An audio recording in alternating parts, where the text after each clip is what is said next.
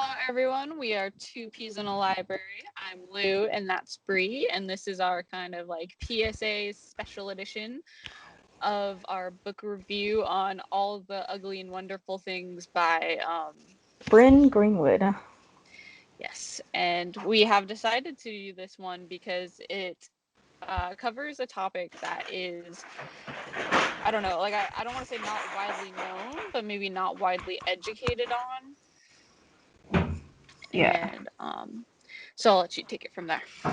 Yeah. So we're doing this review emergency status because basically I was in a reading slump and I got this book from Book of the Month. It made Book of the Year in 2016 on that subscription. So I was like, oh, it sounds really interesting. So I was like excited to read it. I was like, this is going to be the book that gets me out of my reading slump. I was for it. I was so excited and I started reading it and I was like, wait. So basically, when you read the synopsis of the book, um, it kind of compares it to like a Beauty and the Beast, like Romeo and Juliet type of thing, where like this unlikely couple, and they call it unlikely because there's an age difference between them. Um, they come out of like a bad background environment, and they come together, and basically the theme is supposed to be love sprouting from a bad and ugly thing, something beautiful coming from something ugly. I was like, I'm a sucker for romance. Let's do it. And I was very sorely disappointed because the book didn't warn about this fact, but basically the romance occurs between a little girl and a grown man when the synopsis leads us to believe that they're both consenting adults. I'm So, going to interrupt you and say romance. yeah, romance. And so yeah, I was very disappointed because it's not between two consenting adults, it is between a child and a grown man. So, major trigger warning right now. Pedophilia is a very big theme right now in this book, and it continues to be throughout the entire book. It's such a strong element that you literally, it's not something that you can just overlook or ignore. Like, it's strong and it's there. So be prepared to be triggered, and we'll get into real deep into it. But basically, the synopsis is Wavy is the daughter of, like, basically a drug lord of their county. Not quite sure whether or not this takes place in Kansas or Kentucky. I looked up the county, and it's one of those states. But so she's the daughter of a meth dealer. She grows up in that environment. Her mother is also a drug abuser and very mentally unstable.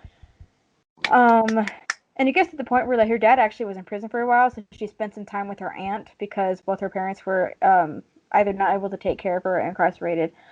But she gets back with her parents around the age of 8, and one night she's walking home and a motorcycle is driving by, and the driver gets distracted when he suddenly sees her on the side of the road and he crashes his bike. She goes, sees that he needs help, calls her dad, and that's how her and Kellen meet. Kellen is basically the muscle of the whole drug operation, so he is very involved in the drug world as well. And yeah, so that's basically that's how it gets started. That's how they meet. She's a daughter of very mentally unstable and drug abusing parents, raised in an awful environment.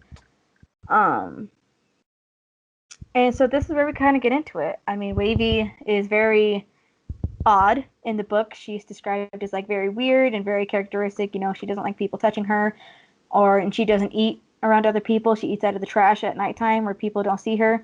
And a lot of that comes from the fact that due to her mom being very mentally unstable, her mom was a high-key germaphobe. So whenever she would try to eat or let anyone touch her, she would yell and scream, freak out, say, you can't let anyone touch you, you can't eat anything, it's dirty, the germs will get into you that way. So she's very messed up because of it. She had a very messed up childhood. And basically, Kellen and Wavy developed this relationship because Wavy has been very deprived of parental love and support.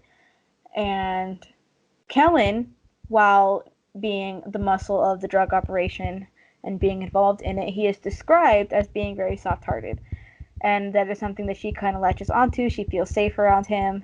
And he kind of picks onto her weirdness and her quirks right away, and he respects them. So that's what leads a lot into her comfortability. Like he picks on real quick that she isn't to be touched. He learns how to compensate for her weird eating habits, whatever. So he becomes a very comfortable figure for her, but rather than becoming the parental figure that you would think a child would need, it turns into him trying to get romance out of it and succeeding, and the whole situation just goes downhill and is completely messed up from there. Yeah, like you said, like he basically stepped into the father figure role. Like he was in that role. Like he went to her parent teacher conferences, he would pick her up and drop her off from school. Like he would do all of that kind of like the father figure, mother, like parental figure stuff, because her parents were too messed up or just didn't care enough, I guess is the Mm-hmm. best way to put it. To so yeah, so then like at age 8, like she starts kind of trying to get like she is the one that instigates it. I'm assuming the book does a big job of like making that like the huge thing. Like she's the instigator. Um, but even then, Kellen shouldn't have like let it get anywhere. Like, because I was talking to you about it, and I was saying like he since he has a relationship with like at least her teachers at school, which means that he probably knows like her guidance counselor, the principal, or like someone like he could have told someone like, hey, this child is like trying to uh like be romantic with me and like start getting her help then. And but he just didn't put up any type of barriers. He just Let it um happen. yeah. Yeah, and it's like it's really messed up because I'm gonna bring in now the fact that because throughout reading this, I'm thinking to myself, how can somebody bring themselves to write something like this that is obviously putting pedophilia in a positive light? Like, what kind of person would do that? So that prompted me to do a lot of research into the author herself, and I guess the author herself, at the age of 13, was in the same kind of situation and background that Wavy grew up in, and she herself had a bunch of intimate relationships with much older men. And I hate to. Okay, so obviously she's trying to make the positive out of the situation. She doesn't see anything wrong with what happened because she sees herself as consenting. And if you don't want to feel like a victim, good for you, more power to you. But the fact of the matter was that she was, and the author then is trying to paint her experiences in a positive light and teach young girls that that kind of relationship is okay if you love him, but it's not because at that age you don't know what love is, you Yeah. know. And it's like so then seeing how the author was and who she was as a person, it kind of made more sense as to how she wrote the book because the book is told from different perspectives, like so many different perspectives that were just completely unnecessary because you can tell that for each perspective that she wrote in, like it wrote in the perspective of the prosecutor on Kellen's case when he's going through like the jail, it goes through the perspective of the judge, the caretakers when her mom got ill and everything like that. She tried to paint it in a positive light and justify it from literally every single perspective. And she's just Mm. reaching so hard to make it okay. It's almost pathetic. And it's like, why are you Yeah. trying that hard? And it's Yeah. like, and Like yeah. And you said that like the way you thought the book was going to go was like, okay, he's a parental figure when she's young, and mm-hmm. then for whatever reason they stop talking, and then they meet back up when she's like at least of age, like 18 or whatever, and then they start a romantic relationship, which is like whatever, fine.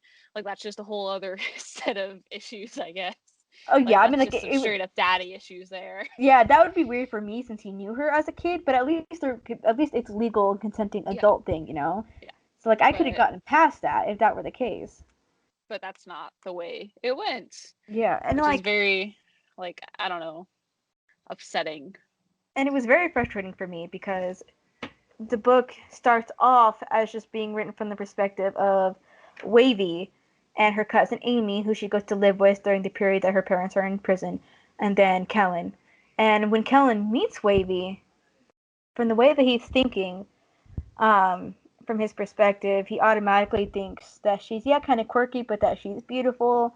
He can't help the way that he feels around her and stuff like that. So that picture is getting painted very early on in the book, and it's very frustrating because the author is obviously very aware that what she is depicting is illegal and morally and ethically wrong, because even in the book Kellen is going through that mental battle of, this is wrong, I can't be thinking this way, this shouldn't be happening, this could mean so many issues for me and her, both legally and just for our futures. But she's trying to put all that aside and still justify it, even though she knows it's messed up. So that was very frustrating. Especially because she's trying to paint Wavy as an. So the romance begins at 8. And, you know, once Kellen realizes her home situation and he starts stepping into the parental figure of taking her to school, going to her parent teacher conferences and buying her new shoes and clothes and stuff like that, they start to spend a lot more time together, which I was rooting for at first before I started to realize that it was taking a romantic turn. And I was like, yeah, great, because an 8-year-old needs parental support. That's what Wavy needs. Mm-hmm. And the author is trying to portray Wavy as being mature enough to be able to know what she wants in regards to being able to separate her needing a parental relationship and her needing a romantic relationship. And it's very frustrating that she would try so hard to paint that picture, because the fact of the matter is, an 8-year-old is not mentally developed enough to be able to know the difference between I need this or I need this. The only thing that they know is I need some kind of affection, love, and support. That's what a child craves. But they don't know the difference between needing that to be parental or needing that to be romantic. They are not mentally developed enough to be able to say, hey, yeah, this is wrong, but I want it anyway despite the consequences. They are not mentally developed enough to think about the consequences. They're not developed enough to think about the legal consequences, the moral consequences, or the consequences for their future. All they know is, I want this. Kids are very selfish in that way. They want it, they go out and take it, and Wavy is no different. She's an 8-year-old girl. Her development is generally the same as any 8-year-old, so there's no possible way that the author could validate her being developed and mature enough to be able to make that decision, because she's not. No 8-year-old is ever developed enough to be able to make that decision. So it's just a whole bunch of like trying so hard to be like, no, it's really okay. And it's like I've told you before, like I feel like if it were like a fantasy, like not saying that it would be okay, but like if it were truly 100% fantasy writing, where it's like maybe medieval times or what have you, like it would be like not more okay, like not when she's 8, but when she's older, like 14, 15, to like have that kind of relationship, especially with like an older guy, since especially if it were to take place like way back when that kind of marriage was normal. Mm-hmm. But it's like based off the author's real life, like the so it's already an autobiography ish. Mm-hmm. So it's like a normal, like you could stumble upon this in like not any town, but some towns you could find not relationships like that, but like families like that where like there's a drug lord, a druggie, like whatever, what have you. So it's just too based in reality to like be able to separate the fantasy from reality. Yeah, exactly. Because even though this is a fictional piece, it hits too close to home because it's written as contemporary fiction, basically. Yeah. And at this point, Wavy's 8. Whatever the author tries to say to justify it, she's not capable of making that decision. And that's where Kellen is 25 years old, I think, at this time. His background is being described as something similar. His dad was a drunk, abusive, and he even admits that his own tendencies are kind of the same. Not with being abusive, but with relying on substances or alcohol, most often than not. And with him being the adult, he needed to really step up and fucking realize that she doesn't need a boyfriend, what have you. She needs a dad. She needs a parent, because God knows her parents aren't going to do it. So, in a situation where you are deciding whether or not you should be with someone, it's not just a matter of your needs, it's a matter of the other person's needs. And if he really did care about her, romantic or otherwise, he needed to realize that she doesn't need this, and he needed to step back. And not only that, just the legality of it, because he knows that it's wrong. He's going through that mental debate, and instead of realizing, oh, this could really mess her up, this could mess me up, I need to put a stop to it, he just went ahead and went with it anyway because of his own sexual desires. And people reading the book will tell you, and let me tell you guys, the amount of support this book got, I'm Literally. concerned for our society with the amount of Yeah. support that this book received, both on Book of the Month, on Goodreads reviews. Like, it is ridiculous. People even mentioned, yeah, the age difference was kind of weird, but you know, I was rooting for him. Why? Why? Why are you rooting There for that? it's a literal child and a grown man. Like I'm just there so should not be any support for this. So the people reading the book are going to give the argument, oh, Kellen wasn't manipulating her. He did nothing to manipulate her. There was no grooming behavior. That's bullshit. But Like, the second that he decides to go from parental figure to boyfriend figure, he is grooming her. exactly. Because he's, you know, so typical grooming behavior would look like promising them, like, material items, like bribing them to stay quiet, giving them what they want, what they need to keep them hooked, and if that doesn't work, just flat out threatening them to be quiet, whatever. And Yeah. well, it doesn't take that form in this because Wavy grew up not with a lot, so she doesn't care about material things. But he's doing that with the affection that she's craving, the affection that she needs. That's how he's doing it. He's saying, "Oh, I'll take care of her. I'll take her to school. I'll do all this stuff that she doesn't even know that she needs, that she doesn't even know that she's craving, and I'll use that vulnerability to turn it into something romantic because who else is she going to go to? Who else is she going to turn to? She doesn't have anyone else. So Yeah. she is literally will be willing to do anything to keep him in her life, regardless of Yes. whether or not she realizes she's being manipulated." Like so the first like kind of example that comes to my mind that could help people understand is like if anyone's seen the movie Gerald's Game, which was a book by Stephen King, there is a scene in that where the main character's dad, like on an eclipse, has her sit in his lap and then he like masturbates. And then afterwards, like she obviously feels like what the hell just happened. But he's like, well, we can tell someone if you really want, but like bad stuff will happen, kind of. So and Mm-hmm. she's like, no, no, no, I don't want you to like have anything bad happen to you, sell or anything. So she agrees to stay quiet about it. So like that's a obvious grooming behavior. I don't like I've never read the book. And I don't think the movie really goes more into it, so I don't know if anything else really happens with that. But like that is a grooming behavior where he threatens her and is like, "Don't say anything, or else I'll go to jail." Basically. Yeah.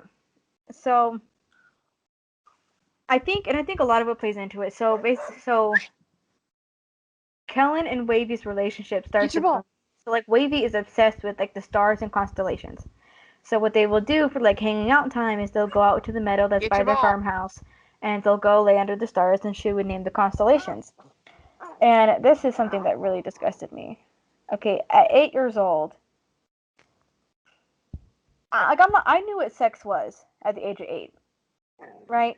Unfortunately, that's just something that kids are coming more accustomed to.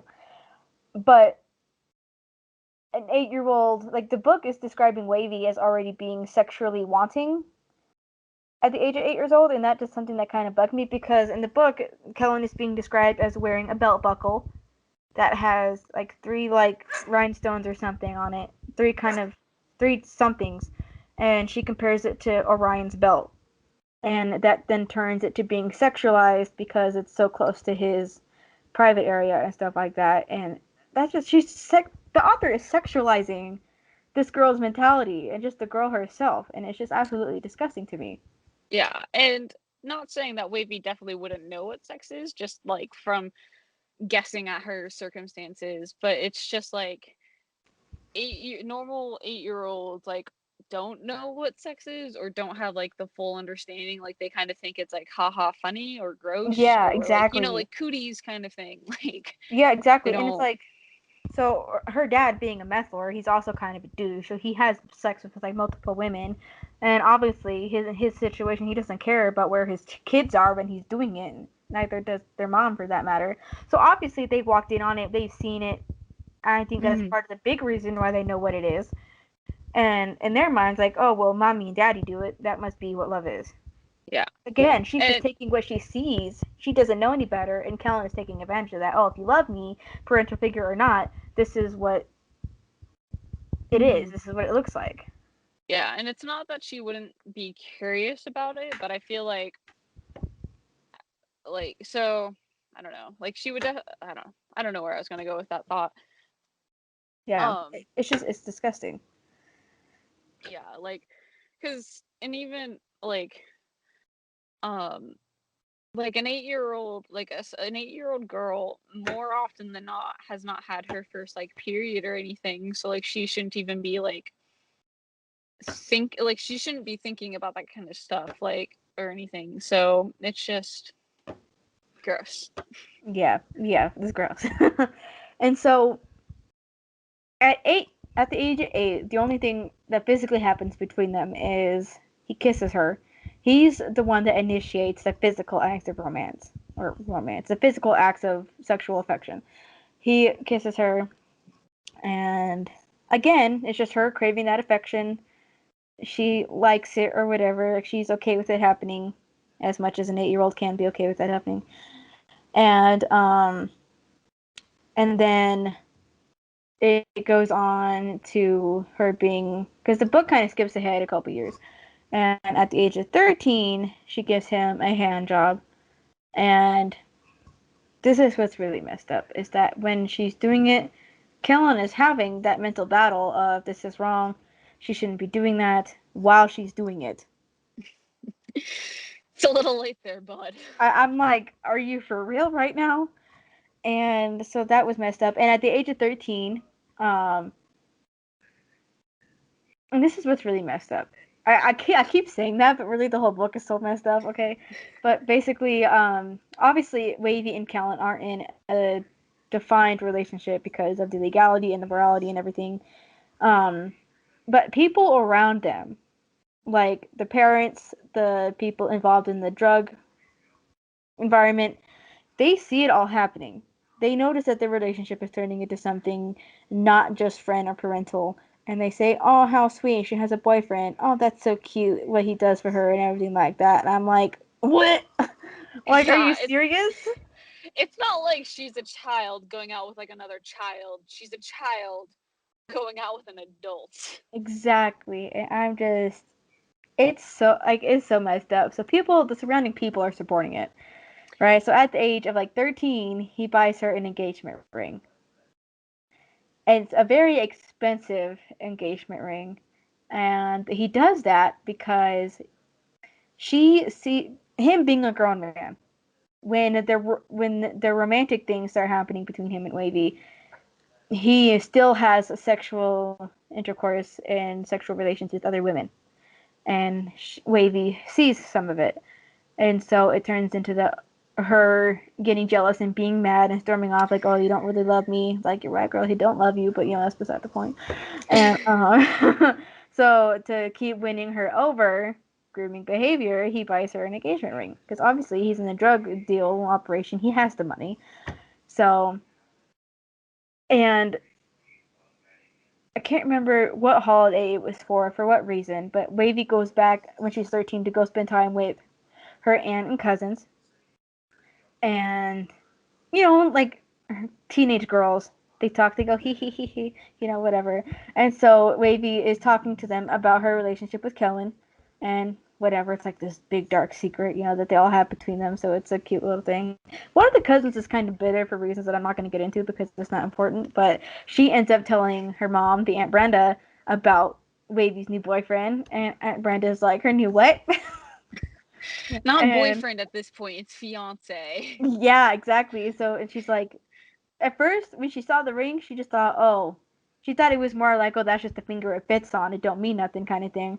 But then, like, that clicks in her head. She's like, oh my god. And so she's like freaking out. She's trying to call Wavy's mom and everything like that. And it gets kind of blown over for the time being.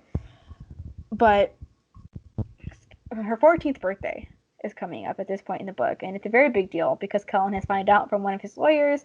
He has lawyers, I should say something, but he finds out that Wavy can get legally married at the age of 14 with parental consent. Her dad consents. Like, literally, the only thing that her dad has to say about it is, trust me, Cullen, you don't want to be tied down to just one woman.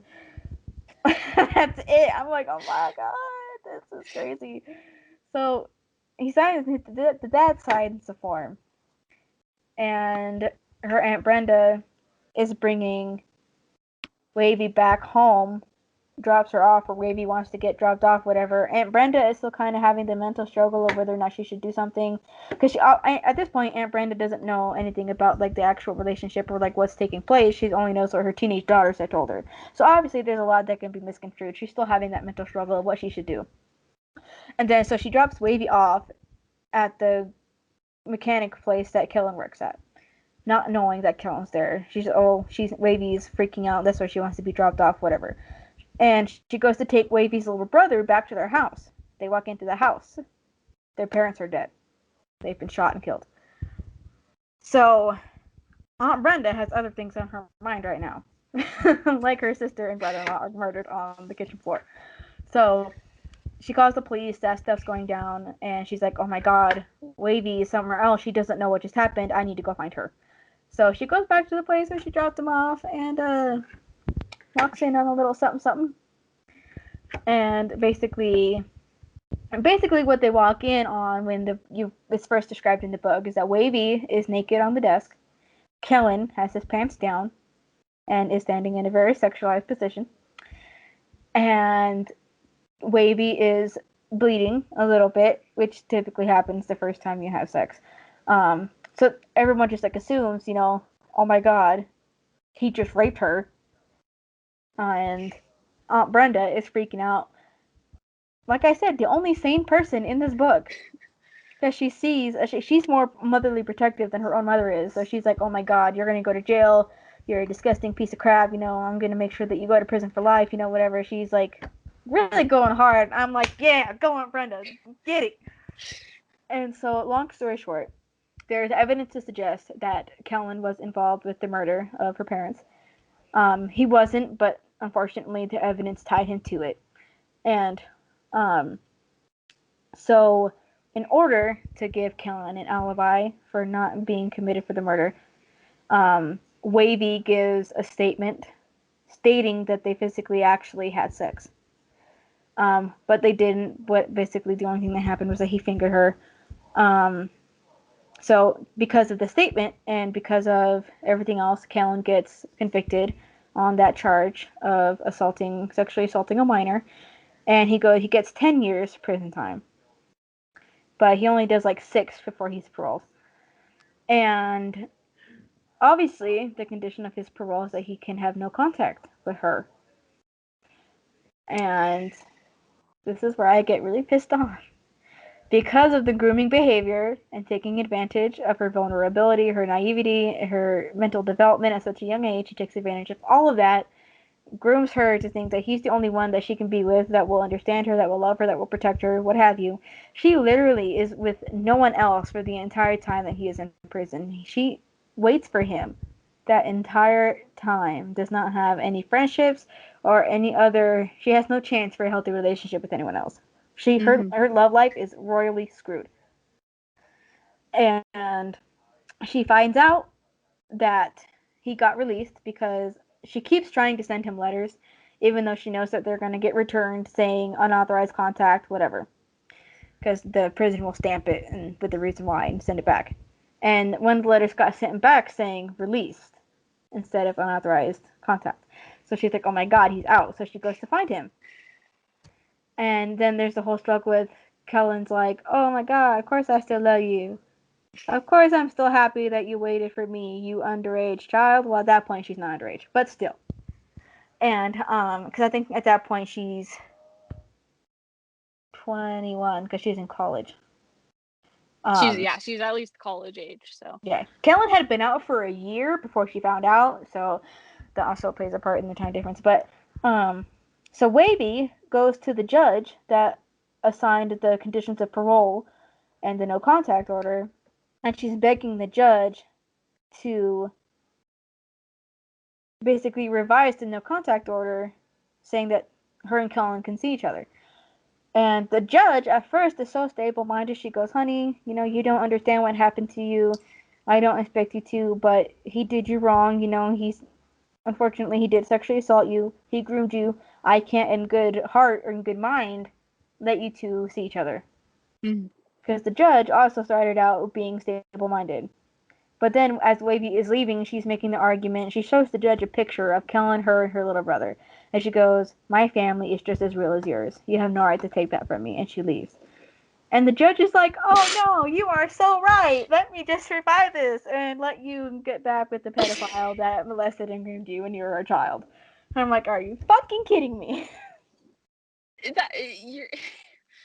It's not like it's not like she's in a like an LGBT fucking relationship, or I don't know what other kind of relationship really, but like, oh geez, yeah, that it's it's a whole thing in the book. Like it just, yeah, I Yeah. don't understand. Like people amaze me. So basically, they end up getting married. And I really root for Aunt Brenda because so the contact order got revised. They're legally able to see each other. They get married, and Wavy has Kellen over to her aunt's place for some kind of like family gathering. And Aunt Brenda is like, "Get the fuck out of my house." And I'm like, slow clap for Aunt Brenda. But like, so yeah, I mean, that's how the book ends. It paints a picture of like a happy family finally made it to be together, whatever. And it pisses me off because the author is trying so hard to paint the picture in any type of scenario in which this kind of situation would ever be okay. Obviously, she's gonna fail because under no situation or circumstance is it okay, no matter how she tries to paint the picture, no matter how she tries to write it. And I'm just like, she's so. Think of the impression that this is gonna leave on teenage girls who are gonna read this, because teenage girls are stupid. Okay, they're Yeah, fucking stupid. They're gonna be like, "Ooh, he older, he kind of cute. I'm gonna want some of that." And this well, book says it's okay.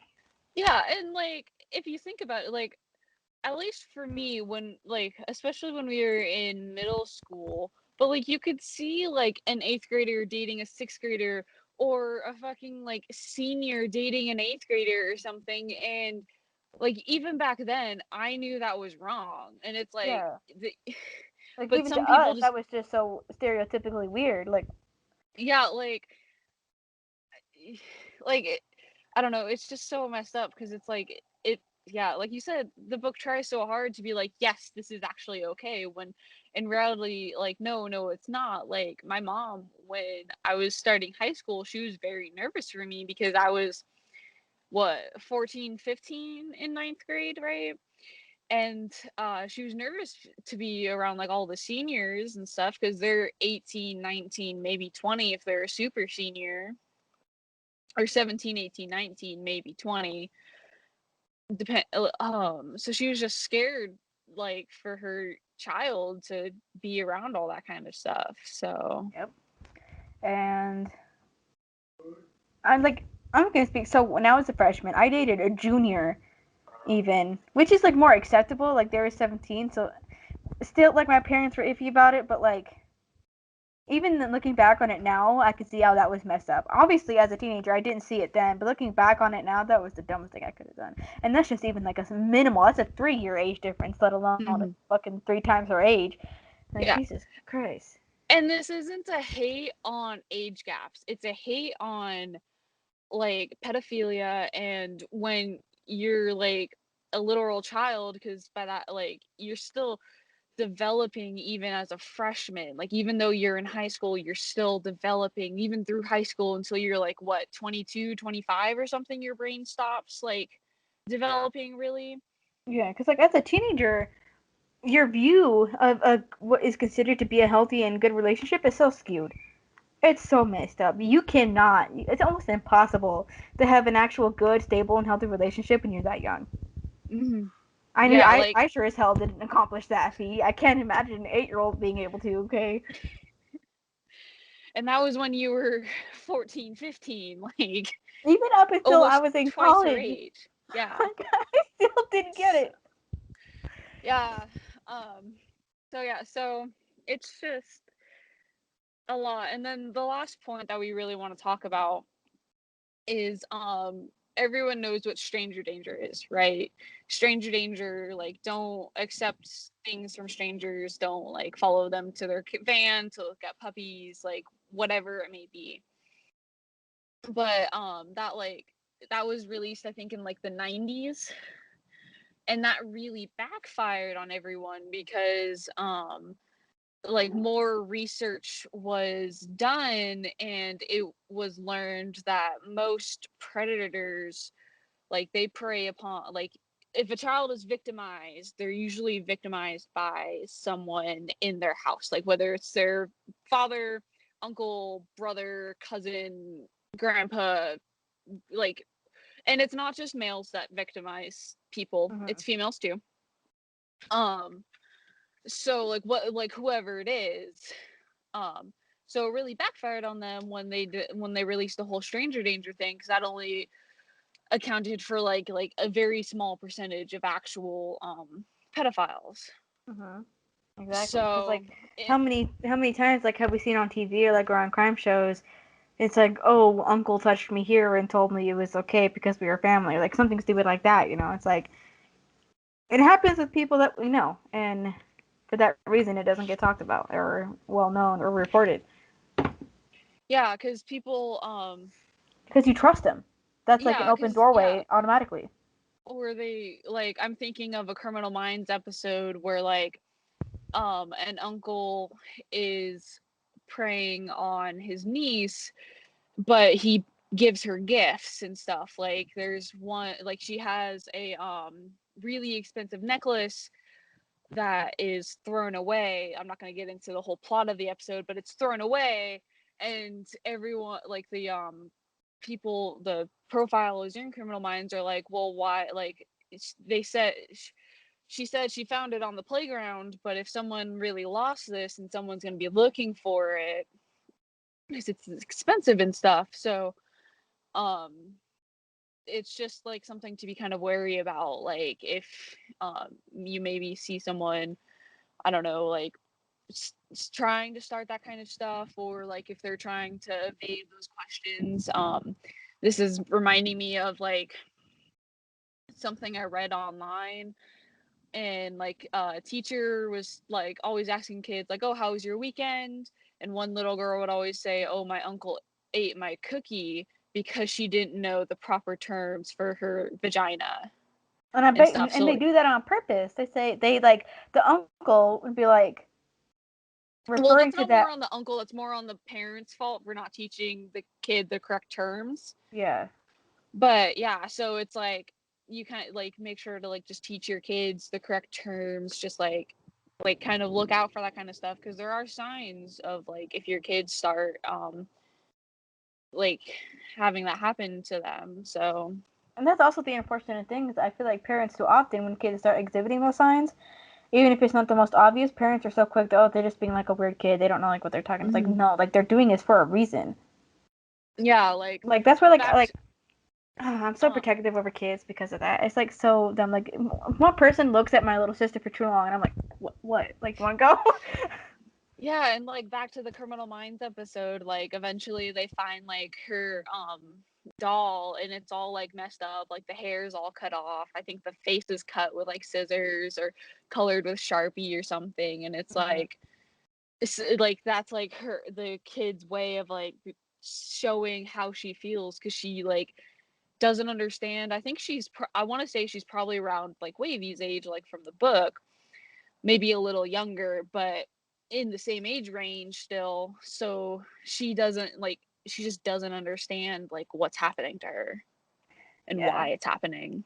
And something that came into like something that just brought to mind an example. Like kids have an instinctual feeling They might not know why it's wrong, but they know it's wrong. And an example of that, so I started taking guitar lessons when I was probably 8 years old, and something that my parents had talked about. I think it was my dad that had took me to my first guitar lesson, and my mom talked to him like, "Hey, like the instructor might need to go up to her and show her how to hold the guitar. So watch Mhm. it, but don't freak out right away." And so obviously my parents were very aware, thank God for my parents.